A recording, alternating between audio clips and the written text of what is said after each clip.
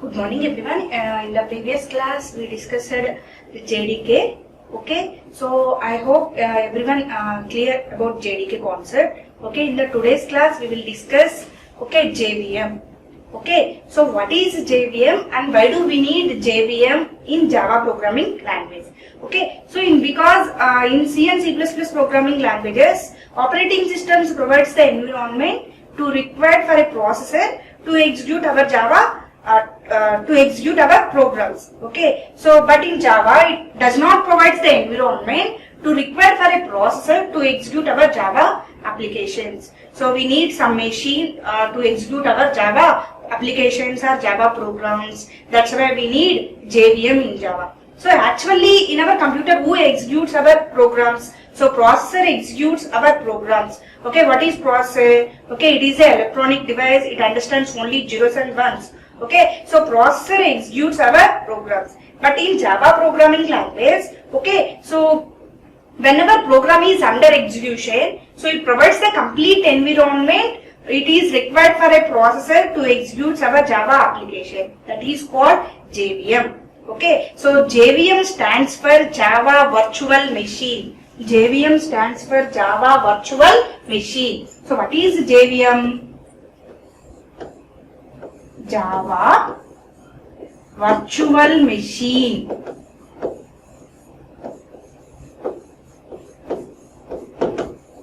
JVM stands for Java Virtual Machine. So we need to execute our programs. We need one machine. That machine is called Java Virtual Machine. Okay, so Java provides compiler and a software machine. It is called JVM. So it is present in our computer memory. Okay, so actually Java compiler translates our Java program to intermediate code, that is called bytecode. Okay, so first of all Java compiler.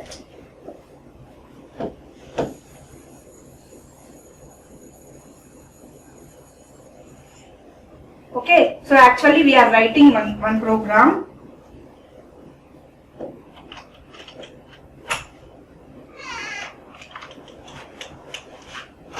We are writing source code.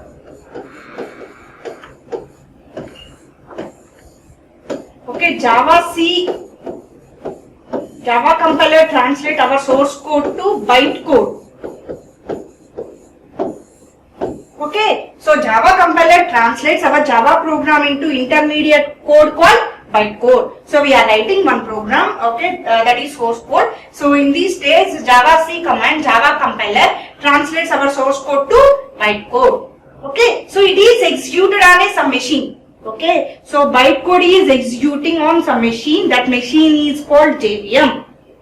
Okay, so JVM executing our Java applications. It provides the required environment for a processor to executing our Java application. Okay, so in the next step, which executes a special type of machine, that machine is called Java Virtual Machine. So actually Java compiler converts our source code to intermediate code called bytecode. So bytecode is executing on some machine. That machine is called Java Virtual Machine. So it exists inside in our computer memory. So bytecode is machine independent. It can be executing any platform. For example, we can compile our Java application in Windows operating system. Okay, so it generates the bytecode. That bytecode is machine independent, means it can be executed any other operating system. So we can write a code in one operating system, but that could be executed in any other operating systems. For example, I want to develop one program in Windows 7 operating system. Okay, so whenever we can compile the Java program, so it generates the .class file. That .class file is known as bytecode. Bytecode is machine independent, means okay, so we can executing any other operating systems or any other platforms. We can simply executing our Java applications. For example, we can compile our program in Windows 7 operating system. That could be executing in Linux operating system, okay, Unix operating system or any other operating systems. Okay, so that bytecode is machine independent. It can be executed any other operating systems. Okay, so finally JVM stands for Java Virtual Machine. Okay, why do we need JVM? In in C and C++ programming languages, so it provides the environment to required for a processor to execute C and C++ programs. But Java is entirely different. Java is both compiler and interpreter programming language. Okay, so in Java programs, okay, so it does not provide the environment to required for a processor to execute our Java application. So we need one applications, one machine, so to executing our programs, that is called JVM. Okay, so in Java, whenever program is under execution, so it provides the complete environment to required for a processor to execute our Java application. Okay, so first of all, Java compiler converts our source code to bytecode. Okay, so in the next stage, bytecode could be executing a special type of machine. That machine is called Java virtual machine. So it is machine independent. It can be executed any other operating systems. Okay, so next one, we will move to the next topic, internal architecture of JVM. Okay, internal architecture of JVM. JVM stands for Java Virtual Machine. So class loader, next one, class area, heap, stack, PC register, program counter register, and native methods. Okay, these all nothing but memory areas allocated by JVM. Okay, so next one, execution engine. Finally, execution engine. Next one, native method interfaces. Next one, native method libraries. Okay, so this is nothing but internal architecture of JVM. Okay, so first of all, class loader. Okay, next one, memory areas allocated by the JVM. These all are memory areas allocated by JVM. Okay, stack, PC register, native method interface. These all are memory areas allocated by the JVM. So finally, execution engine. So it consisting of native method interfaces and native method libraries. This is nothing but internal architecture of JVM. So I will explain one by one. So coming to the class loader. Okay, so class loader is the subsystem of JVM. Okay, so class loader is subsystem of JVM. Okay, so whenever we want to execute one program, so what are the classes required for that program? So class loader loads all the classes. For example, in our Java, it is nothing but collection of classes and objects. Everything we have treated as class and object. Okay, so for example, I want to execute one program. Okay, in that program, what are the classes are required to execute our Java application? So class loader loads all the classes. For example, every program we have to write a main method. Okay, so in the main method we have to pass one argument, string. String is a class. Okay, next one we want to print output on the console, system.out.println. So here system is a class. Okay, so we want to execute one program. So it loads all the classes what are the required to execute our Java application. Okay, that is the role of class loader. It loads all the class files. Okay, it is the subsystem of JVM. Okay, so next coming to the class method area. Okay, so in this class method area is runtime constant pool. So it contains field and methods. So it contains fields and methods. Okay, so whenever we want to write a program, it contains some fields or data members. Okay, so or properties, we can call as any name. Next one, method or functions or logic code or both are same. Okay, so data or fields. Okay, so methods, logic. Okay, all things could be stored in class method area. So that is the responsibility of class method area. So it loads all the methods and data. Okay, so whenever we want to execute a one program, so it loads all the classes, what are the fields, okay, so methods are required to get execute our Java application. So next one, coming to the heap, it is a runtime data. Okay, so heap is nothing but runtime data. So Java is based on the dynamic loading concept. So whenever a program is under execution, it provides the memory. Okay, so it is a runtime data. So which objects are stored. Okay, so whenever we want to allocate the memory at runtime, okay, so heap is take care of that part. Okay, so when runtime objects are stored, okay, that can be stored in heap part. Okay, so heap, class, loader, class area, these all are memory areas allocated by the JVM. Okay, so whenever we want to allocate a memory at runtime, okay, so that part should be stored in heap area. Okay, so how runtime objects can be stored? Okay, so it is a runtime data area in which objects are allocated. Okay, how at runtime objects are allocated? Okay, so Java is based on dynamic loading concept. Whenever a program is under execution, it provides the complete environment to required to get executable Java application. Okay, so coming to the next part, stack. Okay, so it is also a memory area allocated by the JVM. So stack is a memory area allocated by JVM. Memory area allocated by JVM.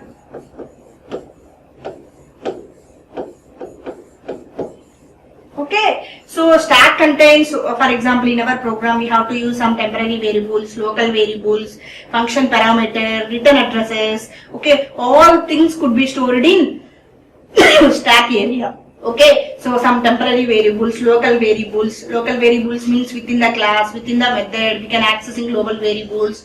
Okay, so in our program we can use some functions. Okay, and function parameters. Okay, so what are the parameters we have to pass that function, and function returns which type of data type. These all data should be stored in stack area. Okay, so and for example, Java is a multi-threaded programming language. Whenever we can create a thread, okay, so it can be stored in private JVM stack. Okay, so means thread shares the common memory. Okay, so in a particular program we have to create one thread. Okay, so all threads could be stored in stack memory. Okay, this is nothing but stack. Okay, so finally in which data can be stored in stack memory area? Okay, so function parameters. For example, in our program we can use two functions, int a, int b. Okay, so for example, void. Okay, void sum int a comma int b. Here void is a data type. Okay, sum is the function name. So int a, int b, these two are parameters. Okay, function parameters, return addresses, all things could be stored in stack memory area. So next one, coming to the program counter register. Okay, so program counter register, it contains address of the Java virtual machine instruction. So it contains address of Java virtual machine instruction currently being executing. Okay, so program counter specifies address of JVM instruction that is currently being executing. Okay, so for example, I want to run one program.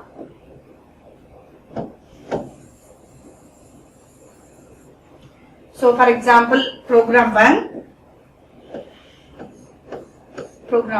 Okay, so I want to run program 1. This program 1 have 10 instructions. So for example, instruction 1, instruction 2, instruction 3, instruction 4 and instruction 5, instruction 6 and so on, instruction 10. Okay, so I want to execute program 1. This program 1 have 10 instructions. 10 instructions means 10 statements, 10 lines. Okay, so for a particular statement, for example, I4, after I5, okay, so I need to stop the execution. Okay, so what is the current instruction? What is the current statement could be executing? Okay, I4. Okay, so program counter register specifying so address of the Java virtual machine instruction currently being executing. Okay, so it specifies what is the next instruction going to get executing. Okay, so after I4, okay, so I stopped the execution of program 1. So next, what is the next instruction is going to get executing? I5. What is the next instruction is going to get executing? I5. These location could be stored in Java virtual machine. So because we want to avoid some repetitions. Okay, so after I4, okay, I stopped execution of this program. So I will move to the next program. For example, another program. So P2 is available. So after in this program, okay, after I4, okay, I stopped the execution. I will switch to the program 2. After completion of program 2, again Okay, so I will move to the program 1. Okay, so I will execute this program. So what is the current instruction is going to get executing I4. Okay, so in next again, whenever we want to switch one program to another program, okay, so I5 onwards CPU could executing our program. Okay, so because we want to avoid repetition. Okay, again we will move program 2 to program 1. Again CPU executes first instruction onwards. So it is wastage of CPU time. 1 millisecond also a very important to the CPU. So we can't waste CPU time.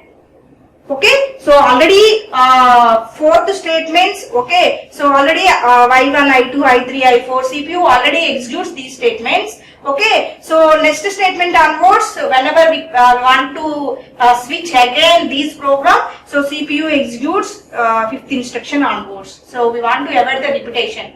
Okay, so it contains the address of Java virtual machine instruction that are currently being executed. Okay, that is the role of program counter. Okay, it specifies what is the next instruction is going to get executed.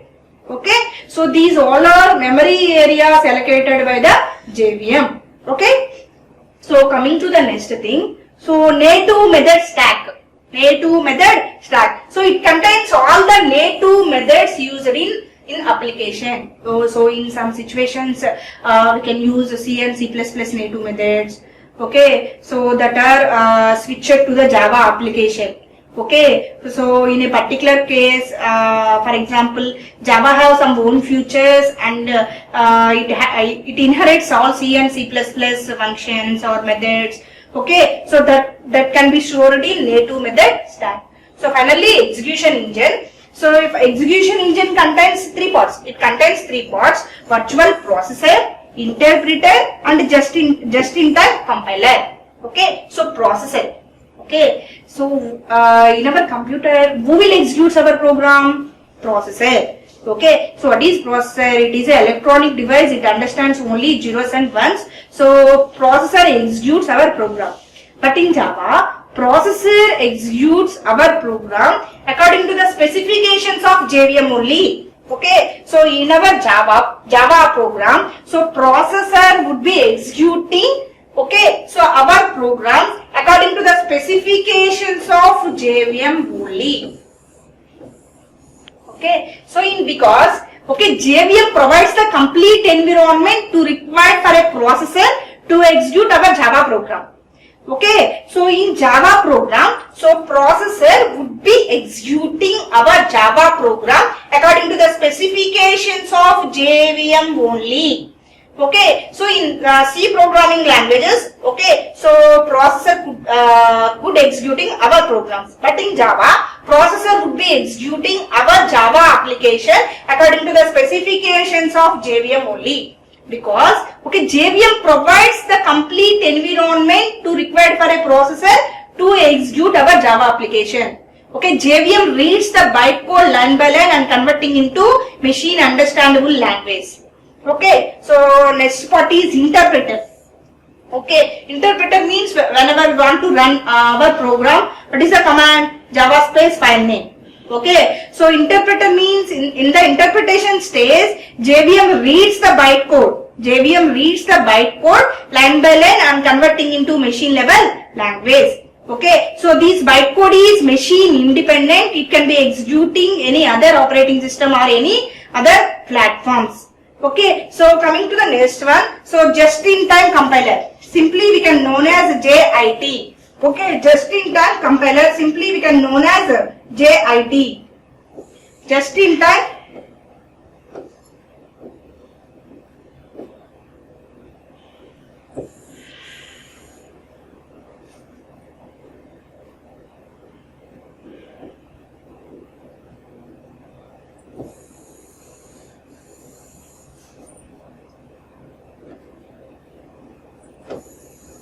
okay, just-in-time compiler.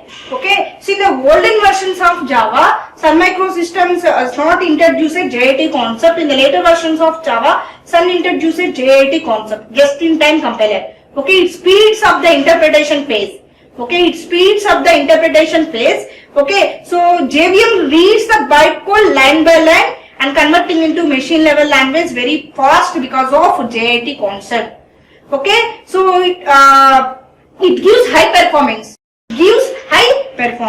Okay, so it is nothing but internal architecture of JVM. Okay, so finally in your mind one question is arising. So what is the difference between JDK, JVM and JIE? So I will explain.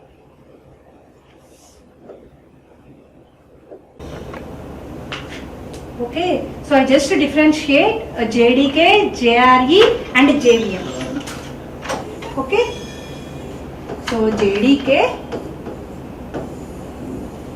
JRE, JVM.